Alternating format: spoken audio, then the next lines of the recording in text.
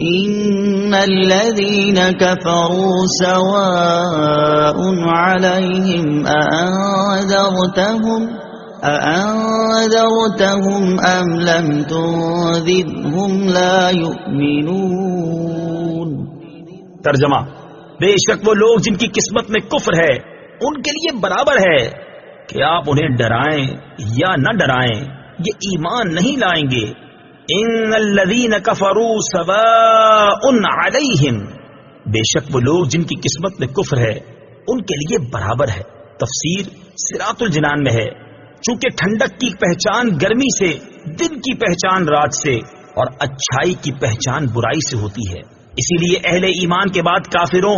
اور منافقوں کے افعال اور ان کے انجام کا ذکر کیا گیا ہے تاکہ ان کی پہچان بھی واضح ہو جائے اور آدمی کے سامنے تمام راہیں نمایاں ہو جائیں۔ اس آیت کا خلاصہ یہ ہے کہ اے پیارے حبیب صلی اللہ تعالی علیہ وسلم، وہ لوگ جن کی قسمت میں کفر ہے جیسے ابو جہل، ابو لہب وغیرہ کفار، ان کے لیے برابر ہے کہ آپ انہیں اللہ تعالی کے احکامات کی مخالفت کرنے کے عذاب سے ڈرائیں یا نہ ڈرائیں، یہ کسی صورت میں ایمان نہیں لائیں گے، کیونکہ ان کے بارے میں اللہ تعالیٰ کو پہلے سے ہی معلوم ہے کہ یہ لوگ ایمان سے محروم ہیں۔ کفر کی تعریف اور ازلی کافروں کو تبلیغ کرنے کا حکم دینے کی وجہ، یہاں دو باتیں ذہن نشین رکھیں۔ نمبر 1، ضروریات دین میں سے کسی چیز کا انکار یا تحقیر و استہزاء کرنا کفر ہے،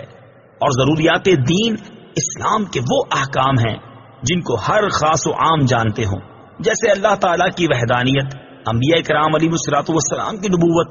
نماز، روزے، حج، جنت، دوزخ، قیامت میں اٹھایا جانا وغیرہ۔ عوام سے مراد وہ مسلمان ہیں جو علماء کے طبقے میں شمار نہ کیے جاتے ہوں، مگر علماء کی صحبت میں بیٹھنے والے ہوں اور علمی مسائل کا ذوق رکھتے ہوں۔ اس سے وہ لوگ مراد نہیں جو دور دراز جنگلوں پہاڑوں میں رہنے والے ہوں، جنہیں صحیح کلمہ پڑھنا بھی نہ آتا ہو، کہ ایسے لوگوں کا ضروریات دین سے ناواقف ہونا اس دینی ضروری کو غیر ضروری نہ کر دے گا۔ البتہ ایسے لوگوں کے مسلمان ہونے کے لیے یہ بات ضروری ہے کہ وہ ضروریات دین کا انکار کرنے والے نہ ہوں اور یہ عقیدہ رکھتے ہوں کہ اسلام میں جو کچھ ہے حق ہے، اور ان سب پر اجمالاً ایمان لائے ہوں۔ نمبر 2، ایمان سے محروم کفار کے بارے میں معلوم ہونے کے باوجود انہیں تبلیغ کرنے کا حکم اس لیے دیا گیا تاکہ ان پر حجت پوری ہو جائے اور قیامت کے دن ان کے لیے کوئی عذر باقی نہ رہے۔ اللہ تعالیٰ ارشاد فرماتا ہے، رسلا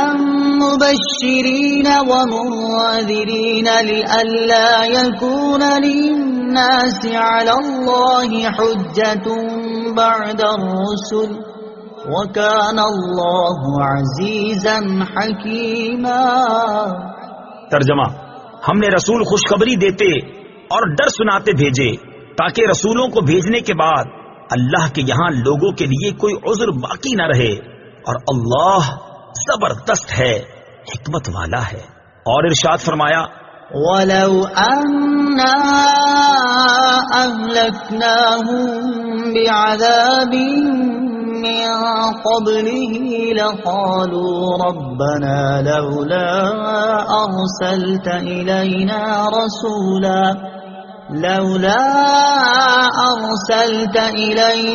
رَسُولًا فَنَتَّبِعَ آيَاتِكَ مِن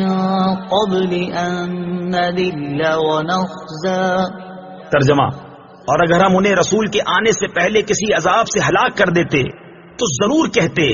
اے ہمارے رب، تو نے ہماری طرف کوئی رسول کیوں نہ بھیجا کہ ہم ذلیل و رسوا ہونے سے پہلے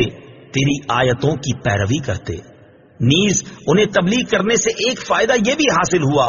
کہ وہ اگرچہ ایمان نہیں لائے لیکن حضور پر نور صلی اللہ تعالی علیہ وسلم کو انہیں تبلیغ کرنے کا ثواب ضرور ملے گا۔ اور یہ بات ہر مبلغ کو پیش نظر رکھنی چاہیے کہ اس کا کام تبلیغ کرنا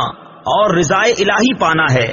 لوگوں کو سیدھی راہ پر لا کر ہی چھوڑنا نہیں۔ لہذا مبلغ نیکی کی دعوت دیتا رہے اور نتائج اللہ تعالی کے حوالے کر دے، اور لوگوں کے نیکی کی دعوت قبول نہ کرنے سے مایوس ہونے کی بجائے اس ثواب پر نظر رکھے جو نیکی کی دعوت دینے کی صورت میں اسے آخرت میں ملنے والا ہے۔